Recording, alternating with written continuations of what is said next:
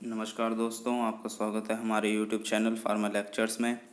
और आज हम फार्माक्यूटिकल ऑर्गेनिक केमिस्ट्री 2 की यूनिट 2 को स्टार्ट करेंगे, जिसमें हम फिनॉल्स के बारे में पढ़ेंगे, एसिडिटी ऑफ फिनॉल्स और effect of substitution on its acidity, qualitative tests of phenols and structure of uses of some compounds जैसे कि फिनॉल, क्रिजोल्स, रिजोर्सिनॉल और नेप्थॉल्स। जो हमारी पुरानी वीडियोज़ हैं वो आप ऊपर आई बटन से जाके देख सकते हैं। तो आइए स्टार्ट करते हैं। तो फिनॉल के बारे में देखते हैं। फिनॉल हाइड्रोक्सी डेरिवेटिव्स होते हैं बेंजीन के, जिसमें हाइड्रोजन एटम जो कि बेंजीन के ऊपर प्रेजेंट होता है वो रिप्लेस हो जाता है OH ग्रुप से, हाइड्रोक्सी ग्रुप से।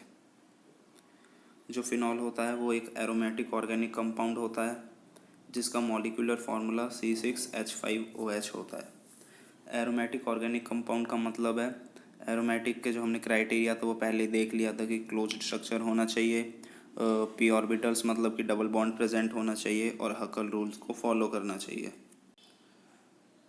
अब प्रिपरेशन ऑफ फिनॉल्स। फिनॉल को हम कैसे प्रिपेयर कर सकते हैं, इसके कुछ मेथड्स होते हैं। पहला मेथड है बाय ऑक्सीडेशन ऑफ क्यूमिन।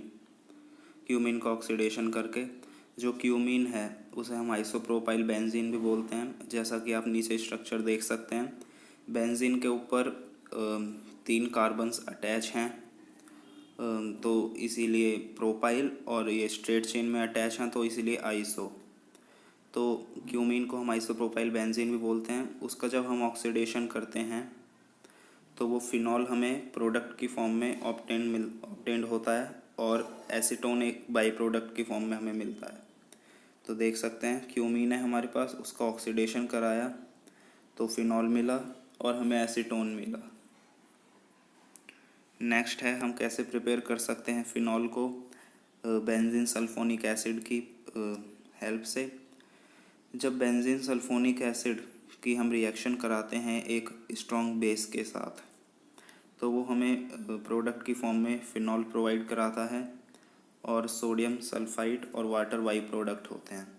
तो आप देख सकते हैं रिएक्शन में हमारे पास बेंजीन सल्फोनिक एसिड है, उसका NaOH के साथ रिएक्शन कराया जो कि एक स्ट्रॉन्ग बेस है, तो हमें प्रोडक्ट की फॉर्म में और Na2SO3, सोडियम सल्फाइड और वाटर मिला। नेक्स्ट मेथड है हाइड्रोलाइसिस ऑफ क्लोरोबेंजीन। इसे हम डाउस प्रोसेस भी बोलते हैं। जब क्लोरोबेंजीन का हाइड्रोलाइसिस होता है तो वो फिनॉल और HCl, हाइड्रोक्लोरिक एसिड, हमें मिलता है प्रोडक्ट की फॉर्म में। इस रिएक्शन को हम डाउस प्रोसेस भी बोलते हैं। तो क्लोरोबेंजीन प्लस वाटर, हमें प्रोडक्ट मिल गया phenol plus hydrochloric acid. By oxidation of benzene. जब बेंजीन का हम ऑक्सीडेशन करते हैं किसी भी ऑक्सीडाइजिंग एजेंट की प्रेजेंस में, एग्जांपल हमने नाइट्रस ऑक्साइड ले लिया N2O, तो वो हमें फिनॉल प्रोवाइड कराता है प्रोडक्ट की फॉर्म में और नाइट्रोजन गैस इवॉल्व होती है।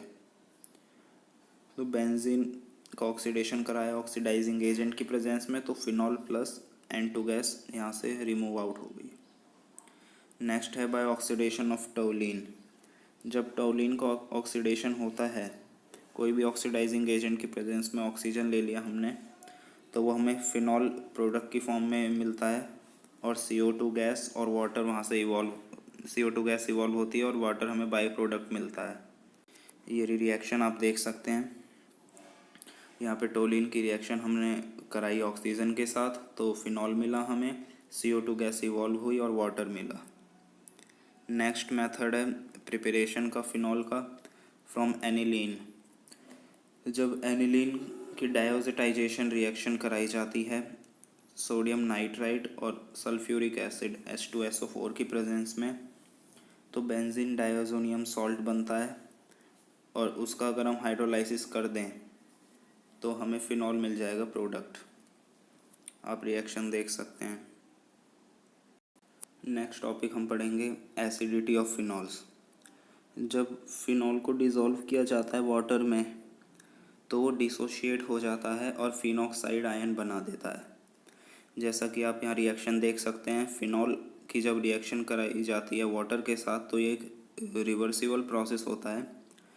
तो फिनॉल से जो हाइड्रोजन एटम होता है वो रिमूव हो जाता है और एक फिनॉक्साइड आयन फॉर्म होती है, और साथ में जो वाटर होता है वहाँ पे वो हाइड्रोजन आयन आके ऐड हो जाता है और हाइड्रोनियम आयन फॉर्म होता है।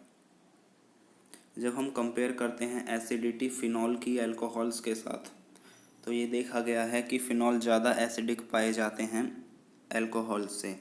तो इसके पीछे रीज़न क्या है?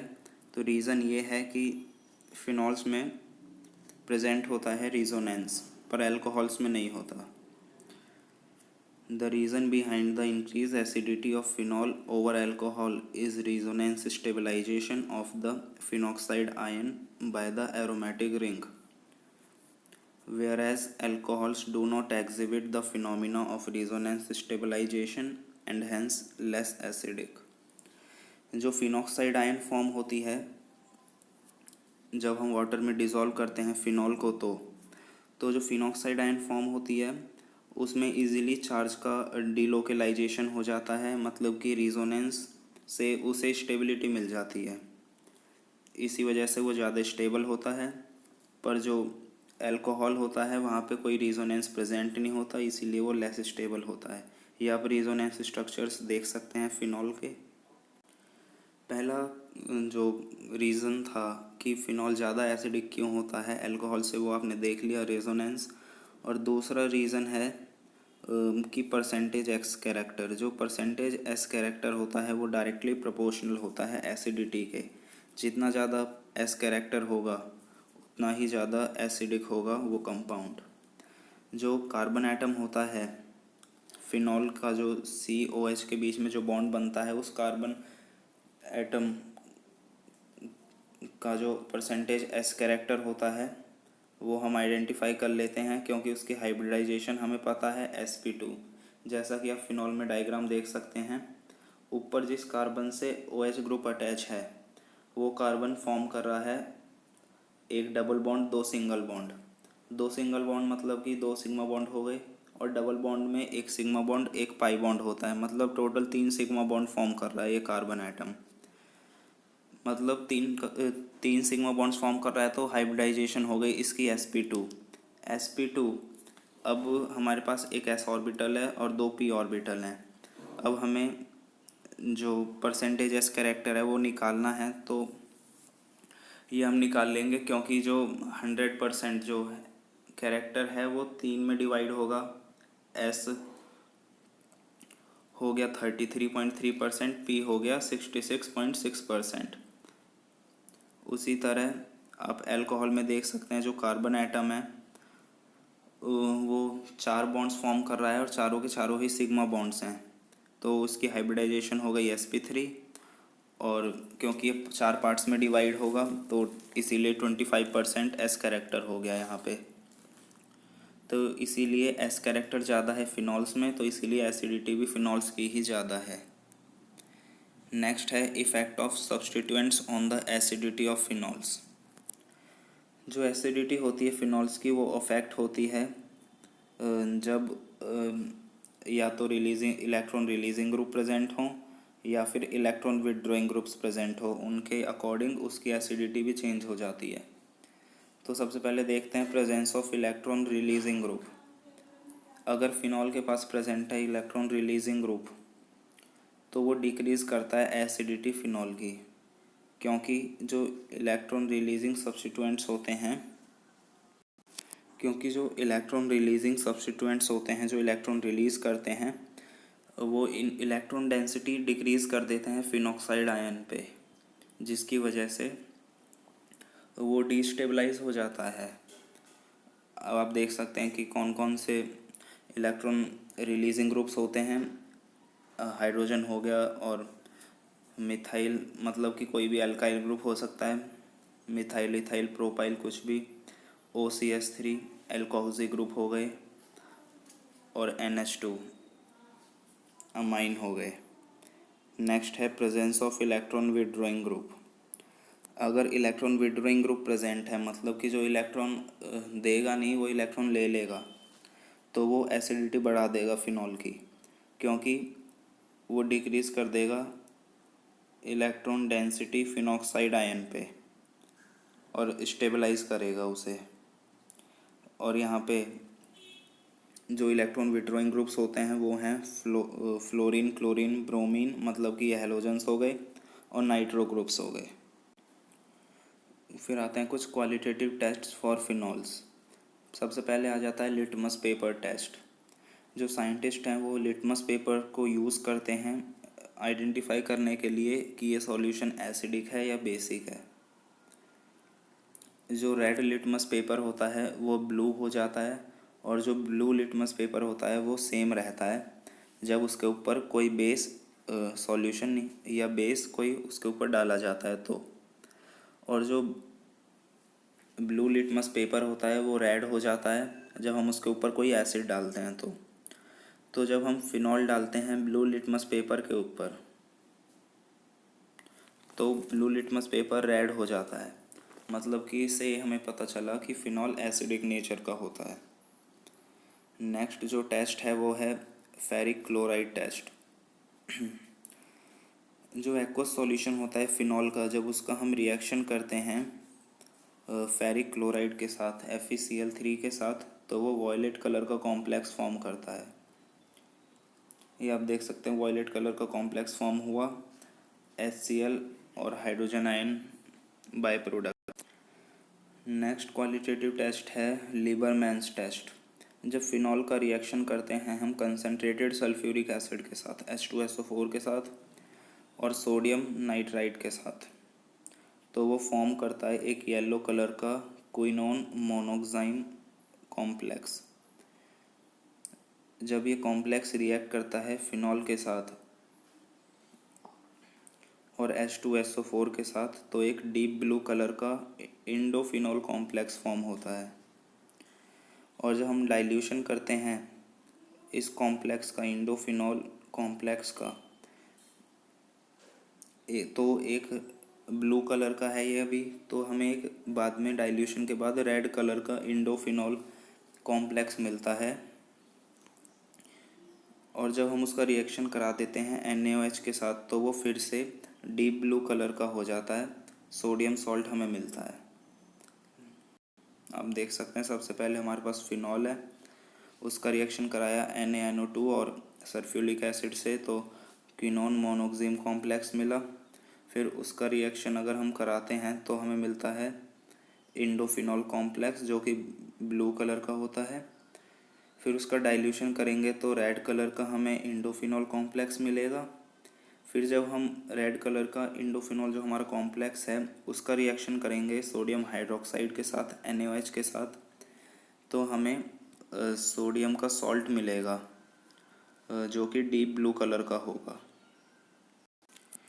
नेक्स्ट टेस्ट है ब्रोमीन वाटर टेस्ट। जैसा कि आपको पता है फिनॉल इलेक्ट्रोफिलिक सब्स्टिट्यूशन रिएक्शंस में पार्टिसिपेट करता है, और कोई भी हैलोजन हो पार्टिसिपेट वो कर ही लेता है, क्लोरीन, ब्रोमीन, आयोडीन कोई भी हो सकता है। तो जब हम ब्रोमीन वाटर को ऐड करते हैं फिनॉल के सॉल्यूशन में तो ब्राउन कलर का ब्रोमीन जो है वो डिसअपियर हो जाता है और एक PPT फॉर्म होता है ट्राई ब्रोमोफिनॉल का। जैसे फिनॉल का हमने रिएक्शन कर दिया ब्रोमीन के साथ, तो ब्रोमीन उसके ऑर्थो, पैरा, मेटा तीनों पोजीशंस पे अटैच हो जाता है और ट्राई ब्रोमोफिनॉल कॉम्प्लेक्स फॉर्म होता है जो कि वाइट कलर का होता है और बाई प्रोडक्ट होता है HBr। नेक्स्ट हम पढ़ते हैं स्ट्रक्चर और यूजेस कुछ कंपाउंड्स के। सबसे पहले फिनॉल आता है, स्ट्रक्चर आपको पता ही है। यूजेस, फिनॉल को एंटीसेप्टिक की तरह यूज़ करते हैं और प्रिजर्वेटिव की तरह भी यूज़ करते हैं।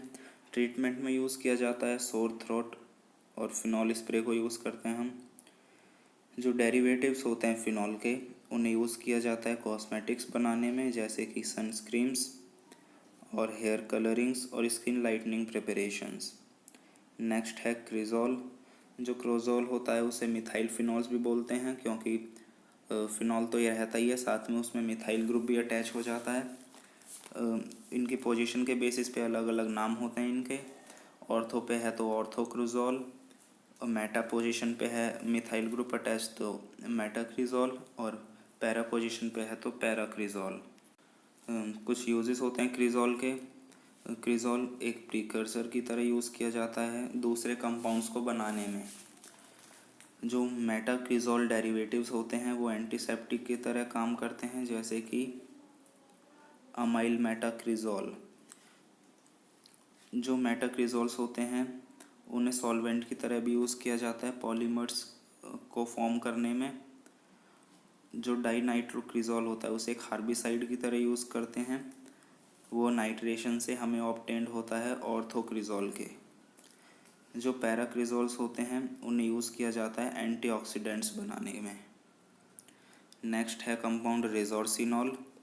इसका भी आप स्ट्रक्चर देख सकते हैं कि मेटा पोजीशन पे 2 OH ग्रुप्स अटैच हैं, तो मेटा हाइड्रोक्सी बेंजीन भी हम इसे बोल सकते हैं। यूजेस होते हैं रेजोर्सिनॉल का जो कंसंट्रेशन होता है 5 से 10% अगर हम लें तो हम उसे ऑइंटमेंट की तरह भी यूज़ कर सकते हैं स्किन डिजीज़ को ट्रीट करने में। रेजोर्सिनॉल को एंटी डैंड्रफ एजेंट भी यूज़ किया जाता है शैम्पूज़ में, और मेडिकेटेड सोप्स में भी हम इसे यूज़ करते हैं। नेक्स्ट कंपाउंड हम पढ़ेंगे नेपथॉल। नेपथॉल के 2 स्ट्रक्चर्स होते हैं, 1 नेपथॉल और 2 नेपथॉल। जो 1 नेपथॉल होता है उसमें जो OH ग्रुप है वो पैरा पोजीशन पे अटैच होता है और 2 नेपथॉल में मेटा पोजीशन पे अटैच होता है। यूजेस होते हैं ये एक इंसेक्टिसाइड की तरह यूज़ किया जाता है। सेकंड, मॉलिश टेस्ट में यूज़ किया जाता है। 1 नेपथॉल को जब हम डिज़ोल्व करते हैं इथेनॉल में तो जो हमें सॉल्यूशन मिलता है उसे हम मॉलिश रिएजेंट बोलते हैं, जिसे हम यूज़ करते हैं कार्बोहाइड्रेट्स की प्रेजेंस को डिटेक्ट करने के लिए कि कार्बोहाइड्रेट प्रेजेंट है या नहीं। जो 2 नेपथॉल होता है उसे डाइस बनाने में यूज़ करते हैं और एंटी नीमाटोडल ड्रग भी यूज़ करते हैं। मतलब एंटी नीमाटोडल ड्रग बनाने में भी इसे यूज़ करते हैं, जो कि माइक्रोब्स और बैक्टीरिया की ग्रोथ को रिटार्ड करता है ये जो हमारे प्लांट्स होते हैं इनमें।